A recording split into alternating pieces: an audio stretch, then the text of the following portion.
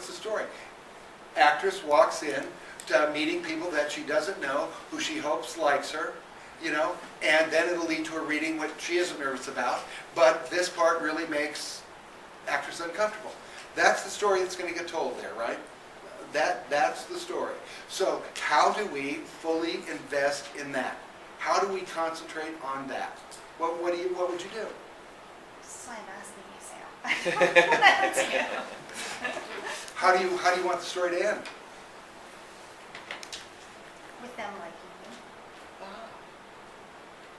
So how does that affect the beginning of the story? Or perhaps be pleasant and try to engage. And So then what does the story become about?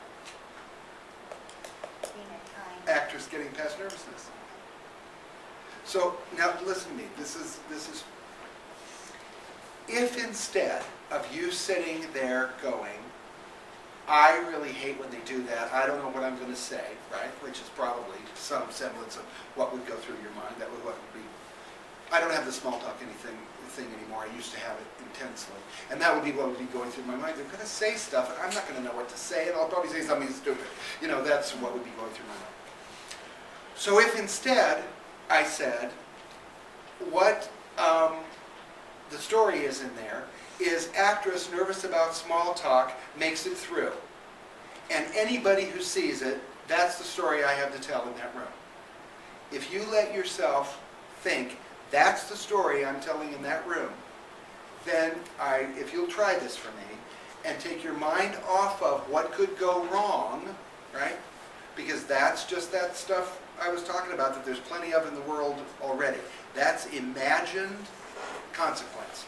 That's that thing we make up. If instead we go, my job is to tell the story of an actress feeling apprehensive who goes in the room and everything turns out pretty okay. My job is to tell that story. Then you'll go in that room and tell that story. You won't go in that room and tell that story if you are instead thinking about what could go wrong. And it sounds like a subtle distinction, but if you promise me you will try it, I promise you it will have the results, I tell you. Just let yourself go. What's my storytelling job in that room? I am telling the story of an actress who is uncomfortable in a room, and it gets a little bit easier before she has to read. What if that's the story? You can even do a version of it that says, oh, the story today is I'm an actress who goes in a room and is so hysterical that she breaks down in tears. That's the story I'm telling today, as opposed to what could go wrong. If you went in and told that story, it would be unforgettable, and you wouldn't be nervous anticipating it because you'd be thinking about how do I make that story happen, even though the story would be horrifying. But if you concentrate on that job, all that stuff of what could go wrong, all that stuff that starts the imaginary I'm nervous. I'm nervous is a reaction that wants to shake off things that are not yet happening. That's why we get nervous. We want to escape the stuff that's not yet happening. So make it about the story. Will you try that? Could you say that again? Nervousness is a desire to escape. That which is not yet, the precognition of that which has not yet happened. Nervousness says you don't know what's going to happen. Right. You know? You don't know. So what I'm going to do is get all, reactive to something I have no control over. We're really reacting to our lack of control. Fear of the unknown. Fear of what we can't control. Exactly. Well, I've also thought of and heard that if you go into an audition, maybe it's for certain things, being the character you are rather than going in as, oh, I'm me, and are they going to like me or not like me? Is it maybe a similar thing that you're saying? I think that works for some people in some settings, to go in character. But, there's an upside and a downside to that, and I don't want to get into because it's another entire discussion. But I think I think that's worth a try. But not focusing on how Yes. yourself. Anything that takes the focus off of made-up consequences, what could possibly happen, is going to be better, yes. Yes. Yes. John? Okay, so, I'm naturally nervous. And my myth is apprehension. Is what? Is apprehension. Yes. So, before I started the process, I do comedy, and I went through a bout of, I froze on stage, because it just overcame me and I couldn't even speak, like I didn't remember my jokes. And throughout the process, I just realized that I needed to just embrace my nervousness and I keep trying to fight it, and I keep trying to be this confident girl. And so a while ago, I had my first show after the process, and I just embraced it. And it worked. Like, I'm super, super scared of the microphone. So I just used that, and I just told them, anyways, I just did this thing with the microphone and had them be on my side and take the microphone off and whatever, but it just worked.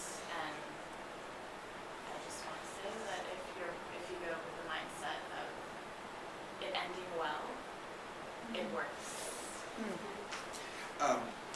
That has to do with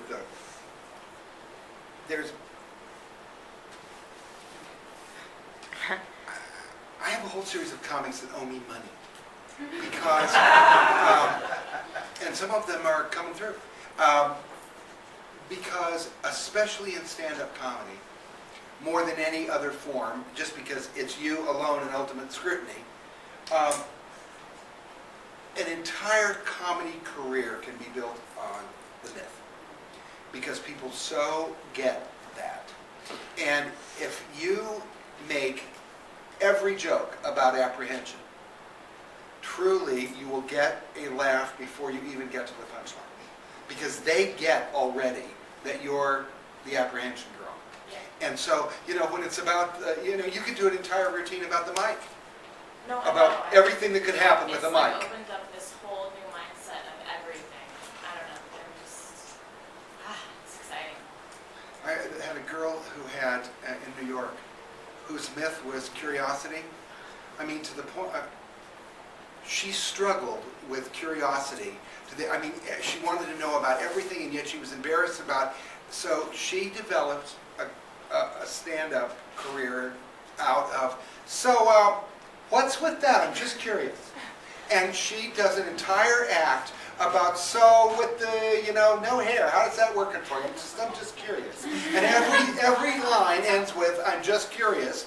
And because it's mythic for her, they just, anything she says, they just howl because she knows, I'm just curious with the stripes. What's with the stripes? And this girl, there's just this in her voice, and other people can't get up and make that work because the audience doesn't get it. But it's that way that Rodney Dangerfield made, 60 years out of respect.